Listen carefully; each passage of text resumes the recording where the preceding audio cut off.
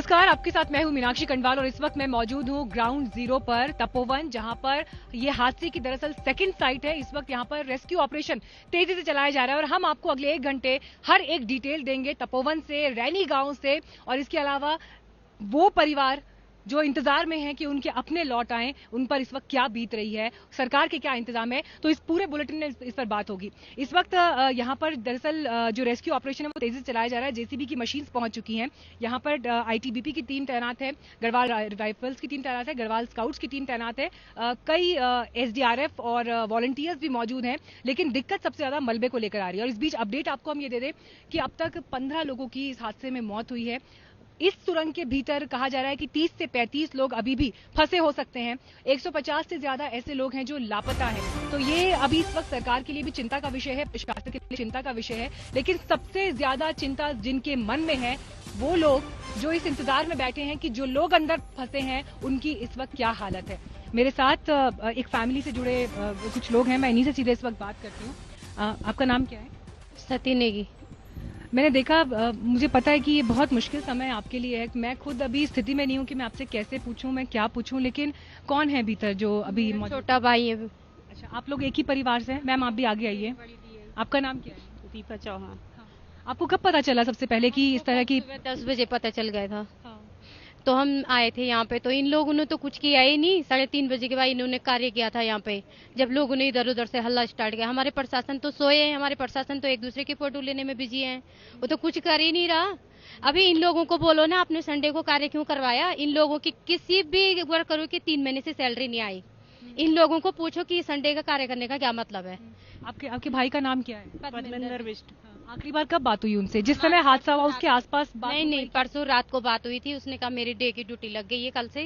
कल ही उसकी डे की ड्यूटी आई थी उसकी। तस्वीर है आपके पास उनकी? आपने, मैंने देखा आपने मोबाइल पे लिया हुआ है।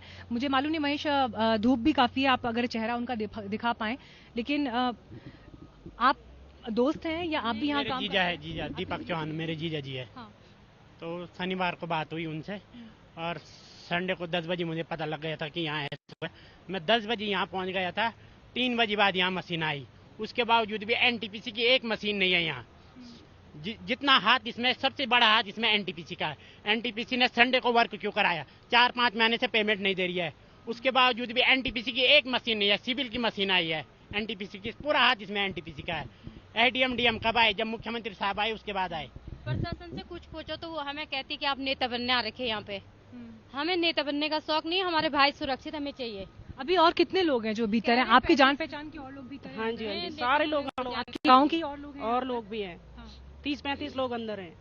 तो आपने जब सबसे पहले प्रशासन तक अपनी आवाज पहुंचाई, उनका क्या जवाब था? उनका जवाब यही था कि आप यहाँ पे नेता ना बने।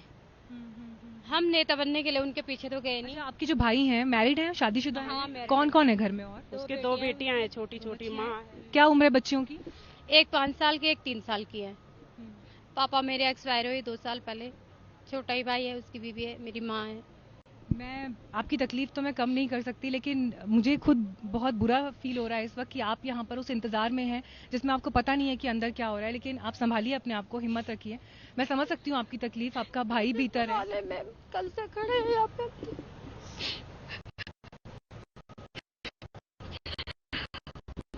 रखिए, तो बहुत मेहनत कश और हिम्मत वाली मान जाते हैं। मेरी यही उम्मीद है कि क्या हिम्मत रखे। एक ही तो भाई है, पापा है ना, कुछ है, बुढ़ी माँ है, 2 बच्चे हैं उसके छोटे। मेरे भी हस्बैंड नहीं है, मैं भी उसी के सहारे हूँ। वो भी चला जाएगा तो हम किसके सहारे जिएंगे, कैसे जिएंगे हम? 30-35 साल। कितने समय से वो यहाँ काम कर रहे हैं? 7 साल से। अभी 4-5 महीने से सैलरी नहीं मिली। उसको जाने की छुट्टी मिलती है। उसकी बड़ी बेटी हार्ट की पेशेंट है, और 6 महीने में दिल्ली लेके जाएगा। कौन संभालेगा, कौन क्या करेगा, कुछ समझ में नहीं आ रहा। तो देखिए, ये एक ऐसी तकलीफ इस पर है, इस पर कुछ भी कहा जाए शब्द कम पड़ जाते हैं। लेकिन जिस बात का जिक्र मैं पहले भी कर रही थी, अगर परिवार में किसी की मौत हो जाए, लेकिन एक ऐसा इंतजार जिसमें आपका अपना लापता हो जाए, गुमनाम हो जाए, तो आप समझ नहीं पाते कि उस समय में उस दुख को कैसे सहा जाए। हम आपको रैनी गांव लेकर चलते हैं, क्योंकि जो हादसा जिन 2 जगहों पर हुआ उसमें से रैनी गांव भी अहम है। मेरे सहयोगी मंजीत नेगी इस वक्त वहाँ पर मौजूद हैं। ऋषिगंगा प्रोजेक्ट तो पूरा का पूरा बह गया। मौजूद है ऋषिगंगा प्रोजेक्ट तो पूरा का पूरा बह गया। करोड़ों की लागत से प्रोजेक्ट बना था और पिछले साल से ही बिजली आवंटन उसके जरिए शुरू भी हुआ था। मंजीत, आप जब रैनी गांव में मौजूद हैं, क्या आप वहां पर देख रहे हैं? चश्मदीद जब बात कर रहे हैं, किस तरह से वो अपना दर्द बयां कर रहे हैं मंजीत?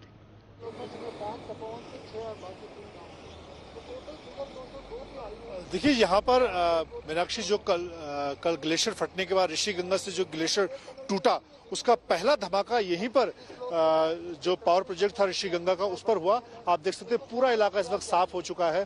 पुल यहाँ पर जो कि नीति, जो कि चीन सरहद को जोड़ने वाला बहुत अहम पुल है, जो हमारे चीन लगने वाली सरहद इस वक्त चीन के साथ जिस तरह के हालात हैं मीनाक्षी, उसके बीच में ये करीब 12-13 गांव को और पूरी नीति घाटी को जोड़ने वाला पुल है, जो पूरी तरह से बह चुका है।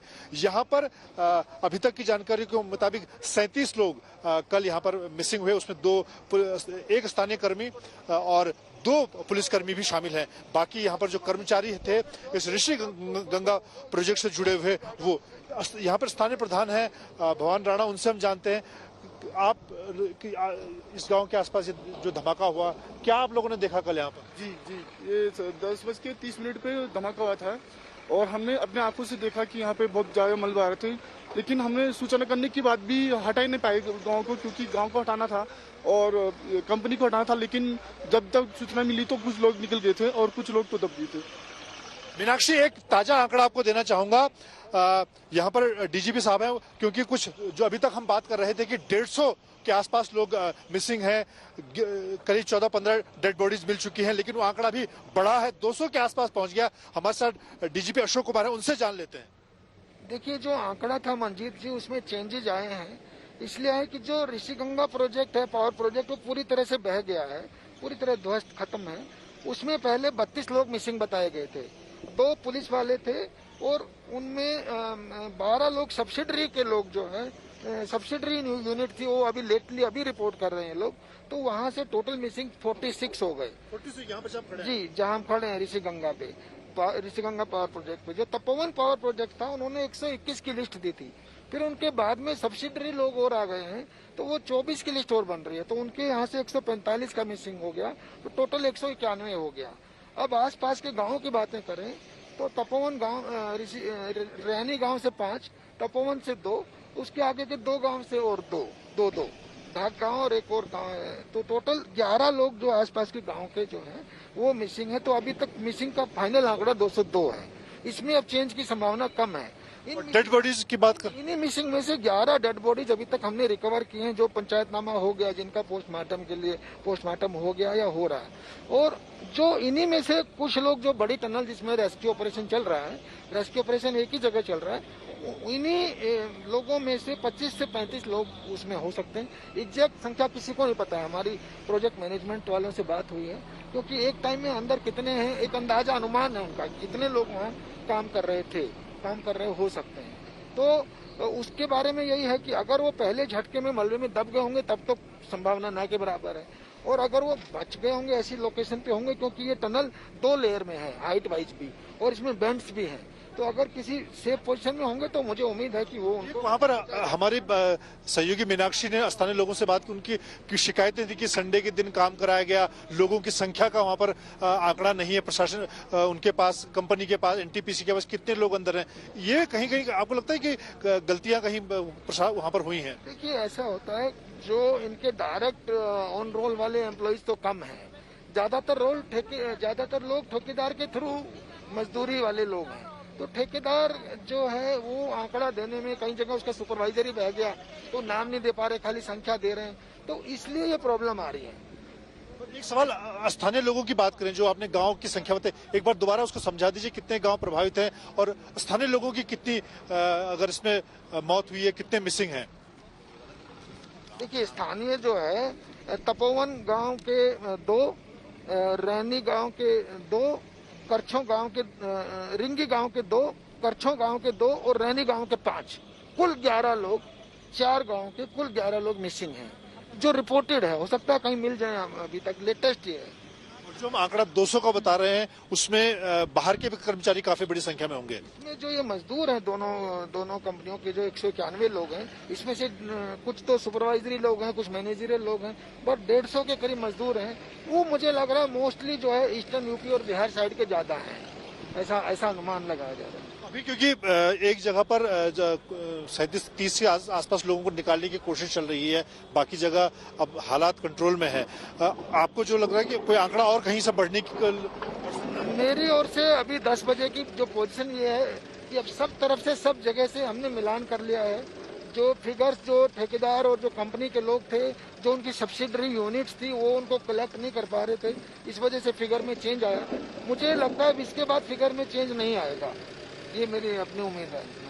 बहुत धन्यवाद। तो मीनाक्षी, डीजीपी अशोक कुमार ने काफी विस्तार से बताया कि अब तक जो आंकड़ा 150 के पास था वो अब 200 के पास पहुंच गया है। यहाँ पर जहाँ पर हम रीणी गांव में मौजूद हैं, यहाँ पर पहले 37 लोगों की बात करेंगे, लेकिन उसमें अब 10-12 लोग बढ़ गए हैं। इसी तरह से तपोवन जहाँ पर आप मौजूद हैं, वहाँ पर भी 20 से 25 लोग और बढ़ गए हैं। तो इस तरह से ये आंकड़ा अब 200 के आसपास पहुंचा है। मंजीत यहाँ पर बड़ी खबर हमें दे रहे हैं, करीब 200 के आसपास ये आंकड़ा लापता लोगों का बढ़ गया और यकीनन ये एक चिंता का विषय है। मेरे साथ आप पीड़ित परिवार को देख ही रहे हैं कि जिनके भाई वो अंदर फंसे हुए हैं और उनसे संपर्क नहीं हो पाया। अच्छा, मुझे बताइए कि प्रशासन बार बार ये कह रहा है कि जिस तरह से, जिस इंटेंसिटी पर ये घटना हुई कि 30 सेकंड में एक इतना बड़ा पावर प्रोजेक्ट बह गया, उसके बाद जिस तरह से काम हुआ वो अपने आप में वो तेजी लिए हुए था रेस्क्यू ऑपरेशन, जो उस समय सबसे बेहतर था। कुछ भी नहीं था। प्रशासन तो 3:30 बजे के बाद हरकत में आई, जब जनता ने हल्ला किया यहाँ पे। वो तो आ रही है अपने, हमें कह रही कि आप नेता ना बनो, यहाँ पे हम काम कर रहे। क्या काम कर रहे? कल से तो कुछ भी नहीं हुआ। जेसीबी मशीन अभी 10 मीटर आगे निकली है। देखिए, ये पीड़ित परिवार की तकलीफ है क्योंकि उनके लोग जो अंदर फंसे हुए हैं वो किस हालत में हैं। यहाँ पर इस वक्त जबरदस्त सर्दी है, जो दूर दूर पहाड़ों की चोटियां हैं वो बर्फ से ढकी हुई हैं। इसमें आप अंदाजा लगाइए कि जो लोग अंदर फंसे हैं वो किस हालत में होंगे, भूखे प्यासे, क्या उनकी स्थिति होगी। इस पर अभी कुछ नहीं कहा जा सकता जब तक कि कोई भीतर दाखिल होकर अंदर की परिस्थितियों को देख ना पाए। लेकिन हम आपको सुरंग के भीतर की तस्वीरें दिखा रहे हैं। इन तस्वीरों को आप देखेंगे अगर, क्योंकि कल भी जब रेस्क्यू ऑपरेशन चल रहा था, जितनी मुश्किलों से एक व्यक्ति को बाहर निकाला गया और उसके बाद जिस तरह से उस व्यक्ति ने अपनी खुशी जाहिर की, ये अपने आप में इंसान के उस जीवट को दिखाता है कि विषम से विषम परिस्थितियों में भी जिंदगी की आस, जिंदगी की डोर कैसे बंधी रहती है। और उसके बाद जब वो व्यक्ति बाहर निकला, उसने इंसान के उसी जीवट को जाहिर किया। लेकिन यहाँ पर एक गौर करने वाली बात ये भी है, जो स्थानीय लोग भी लगातार कह रहे हैं कि प्रकृति और विकास, इन दोनों के बीच में एक सामंजस्य होना चाहिए और वो सामंजस्य कम से कम जो प्रकृति से खिलवाड़ की कीमत पर कभी नहीं उसको चुकाया जाना चाहिए। आशुतोष भी इस वक्त हमारे साथ मौजूद हैं। आशुतोष, ऋषिगंगा के करीब ही आप इस वक्त मौजूद हैं और देखिए, जिस बात का मैं जिक्र कर रही थी, प्रकृति और विकास का सामंजस्य, 2013 में जब केदारनाथ की आपदा आई थी, उसके बाद सुप्रीम कोर्ट के आदेश के बाद यहाँ के 80 जो बिजली प्रोजेक्ट्स हैं उनको रिव्यू किया जाना था और ये कहा गया था उस रिपोर्ट में कि जब तक ये प्रोजेक्ट ठीक से रिव्यू ना हो जाए तब तक किसी तरह का कंस्ट्रक्शन नहीं होना चाहिए। लेकिन वैसा नहीं हुआ और स्थानीय लोग लगातार ये बात कहते हैं कि कुदरत के साथ जो ये खिलवाड़ होता है उसका खामियाजा उन्हें अपनों की जिंदगी देकर चुकाना पड़ता है। आशुतोष, दरअसल इसको ऐसे भी समझे मीनाक्षी, जब आपने सफर तय किया और आप जब 4 रास्ते से आ रही थी तो आपने देखा है वो 4 धाम परियोजना के नाम पर सड़कों का चौड़ीकरण, जहां चट्टान काटे गए। कई जो वैज्ञानिक थे, कई जो समाज सेवक थे और जो एक्टिविस्ट थे, वो कहते रहे कि इकोलॉजिकल सिस्टम नष्ट होगा, इससे इसका प्रभाव पड़ेगा। लेकिन नियमों की चाहे अदला बदली कह लीजिए या कई सारे सिस्टम का जो काम था उसके जरिए वो परियोजना पूरी चली। ये जो ऋषिगंगा प्रोजेक्ट आप देख रहे हैं, हम आपको टॉप व्यू यहाँ से दिखाने की कोशिश करते हैं। ये पूरा मलबा है, पता नहीं यहाँ कितने लोग हो सकते हैं। जो प्रत्यक्षदर्शी वो कह रहे हैं कि कुछ लोग भागने में कामयाब रहे, लेकिन 45 या 50 सेकंड में आखिर कोई कितने लोग निकल पाएंगे। और चूंकि प्रशासन भी कह रहा है कि बहुत संभव यहाँ कुछ लोग हो सकते हैं। ये पूरा मलबा आगे जो हाइड्रो प्रोजेक्ट था ऋषिगंगा का, इस पर भी एक्टिविस्टों ने सवाल उठाए थे। इसको भी लेकर के ऐतराज जताया था। हम कोशिश करेंगे कि वो आवाज भी दर्शकों तक पहुंचाए कि आखिर फाइलों तक जब आवाज पहुंची, ये आप सवाल उठाए गए, तो आखिर फिर इसे अनुमति क्यों मिली। और आज उसका नतीजा ये है कि इकोलॉजिकल सिस्टम इस तरह से डिस्टर्ब हुआ है कि कई सारे जानें चली गई हैं, पूरी की पूरी परियोजना मिट्टी में मिल गई है। इसलिए सवाल उठता है कि कब तक प्रकृति पर्यावरण के साथ विकास का जो बैलेंस है, जो संतुलन है, उसको कब तक नकारा जा सकेगा। यहाँ से ऊपर गांव में कई लोग हैं, रैनी गांव में हम ऊपर हैं, यहाँ ऊपर भी कई सारे लोग हैं। वो लगातार हमसे बात करना चाहते, कोशिश हम कर रहे हैं कि हम वहां तक पहुंच सके, उन लोगों से बात कर सके, क्योंकि लगातार उनकी भी चिंताएं थी। ये आरोप थे कि ज्यादा मजदूरों को काम पे रखा गया, छुट्टी के दिन भी बुलाया गया था, कई सारे जो जिन चीजों का ख्याल रखा जाना चाहिए था उन नियमों की अनदेखी हुई थी। देखिए, आप जिस रैनी गांव में पहुंच रहे हैं आशुतोष जी, आपदा में अब तक 15 लोगों को बचाया जा चुका है, लेकिन अभी भी 153 लोग लापता हैं जो मलबे में दबे हैं। इनकी सलामती के लिए पूरे देश की दुआओं की जरूरत है। ग्लेशियर टूटा और उसने पीछे एक डैम को तबाही के रूप में बदल दिया। ये जो टनल है ये 180 मीटर लंबी है। ये 37 कर्मचारी इस टनल के अंदर फंसे हुए हैं।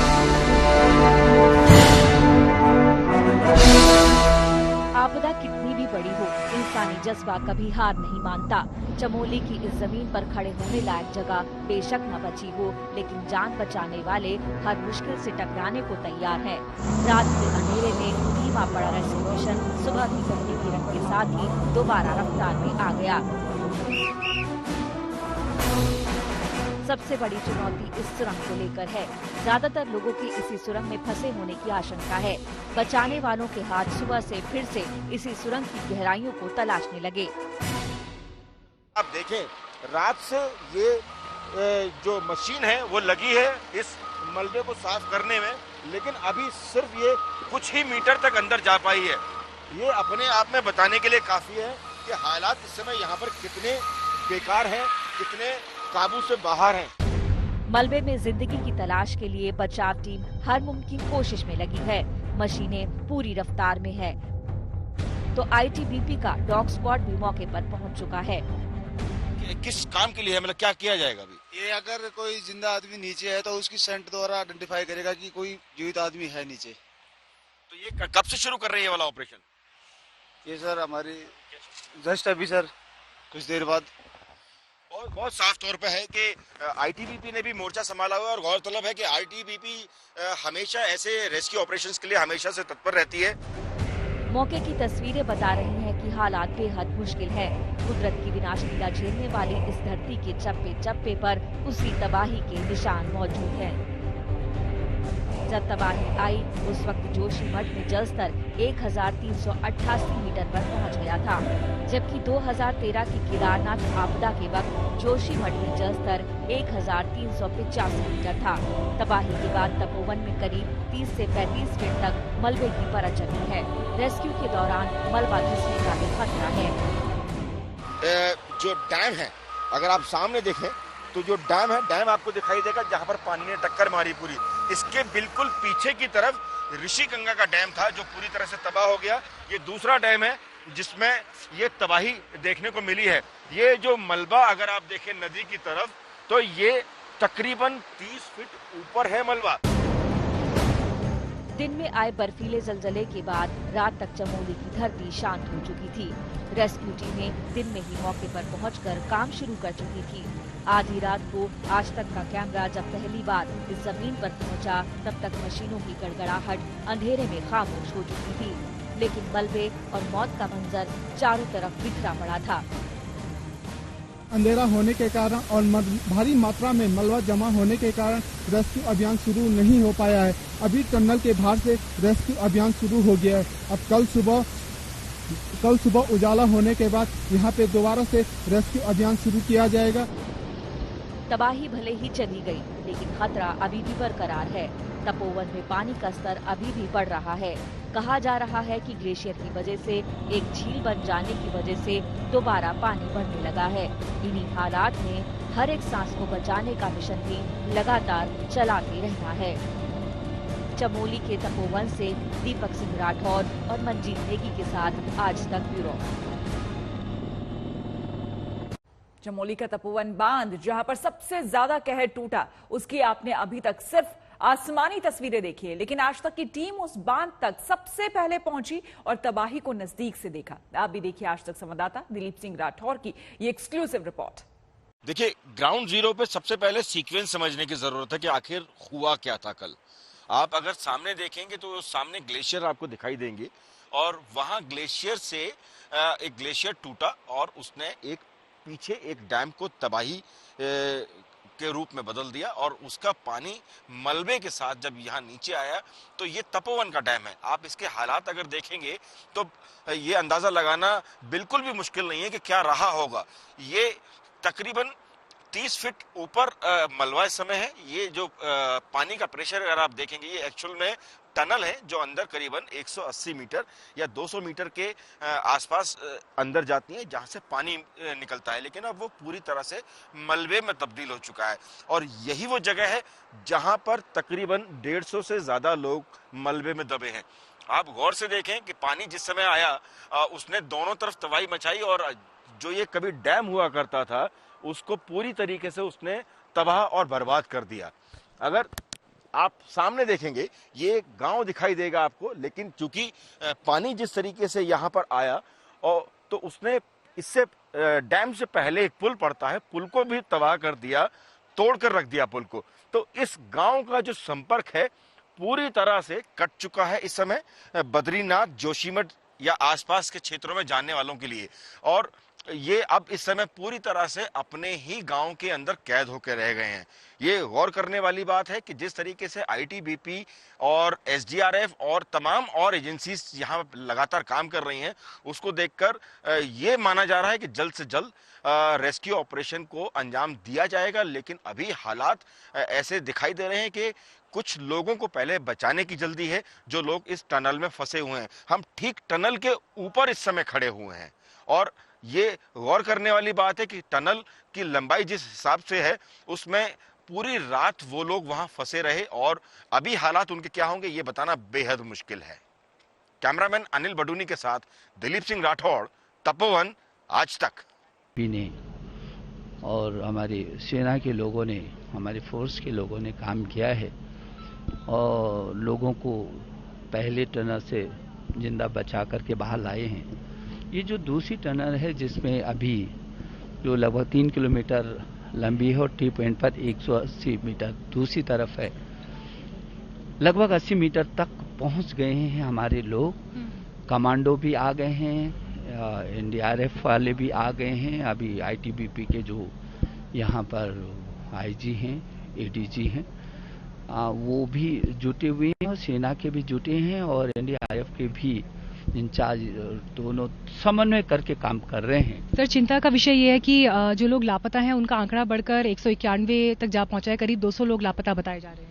देखिए, अभी जो यहाँ पर इनके मैनेजर ने और इनके इंचार्ज प्रोजेक्ट ने मुझे बताया कि कुल 121 लोग इस प्रोजेक्ट पर थे उस समय, जिसमें 3 की डेड बॉडी मिल चुकी है और लगभग 34 अंदर हैं, जिसमें 2 इंजीनियर हैं, 1 एजीएम भी है और 2 इंजीनियर इनके सामने सामने बहे हैं। तो लगभग 84 लोग ऐसे हैं जो सामने मिसिंग हैं, जिनको ये बताते हैं कि जिनको वो पूरे मलबा के साथ जो है बहे निकले हैं। तो ये अभी हमारी जो पहली प्राथमिकता है वो लोगों की जिंदगियों को बचाने का है, इसीलिए पूरी फोर्स जुटी हुई है, पूरा प्रशासन जुटा हुआ है कि कैसे करके अभी हम लोग लगभग 80 मीटर तक अंदर पहुंच गए हैं, लेकिन क्योंकि लगातार वो मलबा नीचे आ रहा है, ब्लॉक हो रहा है, उसको फिर निकालना, फिर ऊपर खींचना, फिर बाहर फेंकना। तो मुझे लगता है कि अभी दिन तक, शाम तक हम लोग इस काम में सफलता प्राप्त करेंगे और जो 34 लोग अंदर फंसे हुए हैं उनकी जिंदगियों को बचाने की कोशिश कर रहे हैं। सर, 2013 केदारनाथ की आपदा वो हर उत्तराखंडी वासियों और पूरे भारत वासियों के दिल में एक बुरी याद जैसी है, और जब चमोली की खबर आई तो ऐसा लगा कि कहीं वैसा ही कुछ तो नहीं होने जा रहा। आप तो मुख्यमंत्री भी रहे हैं स्टेट के, आप स्टेट को बहुत बेहतर तरीके से समझते हैं, खासतौर पर हिमालयी क्षेत्र में विकास और प्रकृति के बीच में जो सामंजस्य होना चाहिए, उसके मद्देनजर क्या हमने पिछली घटना से सबक लेते हुए इस बार की समस्या को सही तरीके से डील किया? आपका इस पर क्या एनालिसिस है?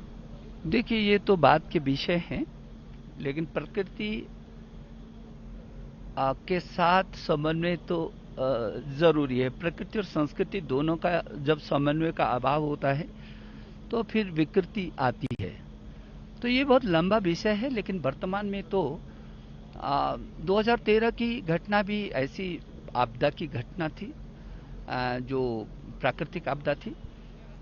आपने अभी भी देखा पूरा ग्लेशियर हमारे उस पर आ गया और ग्लेशियर उस पर आने के बाद उसको ऋषि वाले जो हमारा प्रोजेक्ट था उसको बाहर ले गया, फिर इस पर आया। ये 520 मेगावाट का बड़ा प्रोजेक्ट था और ये चुनौती हमारे सामने है कि अभी कैसे करके उनकी जिंदगियों को बचाया जाए और जो क्षेत्र में कट गए हैं जो गांव हमारे और जो आगे है उसको।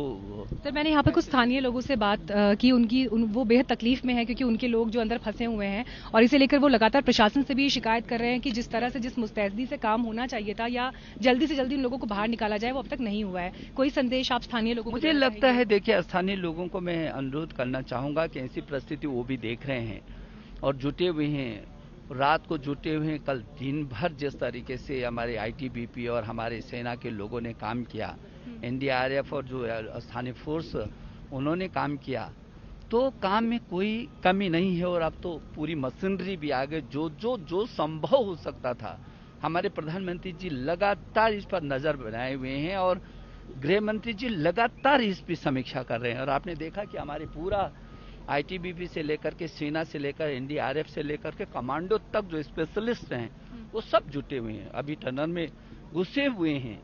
तो मुझे लगता है कि काम में कोई गतिहीनता नहीं है, गतिशीलता के साथ जिस सीमा तक कर सकते हैं।